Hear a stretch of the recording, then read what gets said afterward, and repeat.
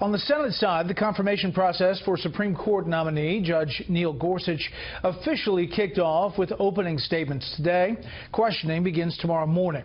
Chief Legal Correspondent Shannon Bream is on Capitol Hill, where the first day showed bitter partisanship and a focus on a man who was not even in the room. Long before we're Democrats or Republicans or Americans. Day one of what supporters are hoping will be a straight shot to the Supreme Court for Judge Neil Gorsuch. And it's clear that Democrats are still frustrated by the fact that President Obama's nominee, Judge Merrick Garland, never made it this far. Judge Garland was denied a hearing, and this vacancy has been in place for well over a year.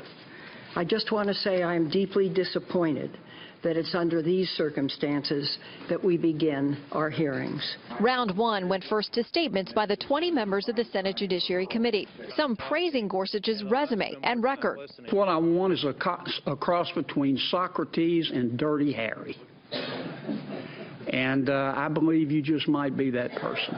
Others using their time to criticize the president.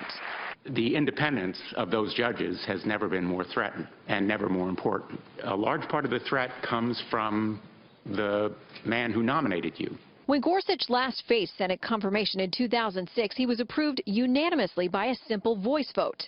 There was no recorded opposition back then from senators including Chuck Schumer, Dianne Feinstein, and Dick Durbin. Many Democrats say this time around is different, given that Gorsuch now has a decade-long judicial record, including favorable positions for both Hobby Lobby and the Little Sisters of the Poor when those groups challenged the Obamacare contraception mandate. You may not like the view he has of the law, but I'm dying to hear somebody over there tell me why he's not qualified to be sitting here when a Republican president occupies down the street. Gorsuch spoke fondly of Justice Scalia today, recounting their fly-fishing adventures and noting that his mentor reminded him it's his job to follow the words of a law, not to replace them. Sometimes the answers we reach aren't the ones we personally prefer. Sometimes the answers follow us home at night and keep us up. But the answers we reach are always the ones we believe the law requires. The first round of questions begins at 9:30 a.m. on Tuesday morning. Gorsuch has spent weeks in preparation undergoing those so-called murder boards, those rounds of questions. He knows how tough these confirmation battles can be. In fact, in 2005, he wrote about what they've turned into, calling them, quote, political warfare. Brett?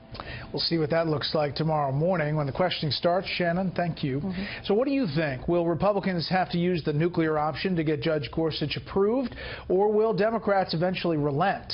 Let me know on Twitter at Brett Baier and use the hashtag Special Report, or on Facebook at facebook.com/BrettBaierSR.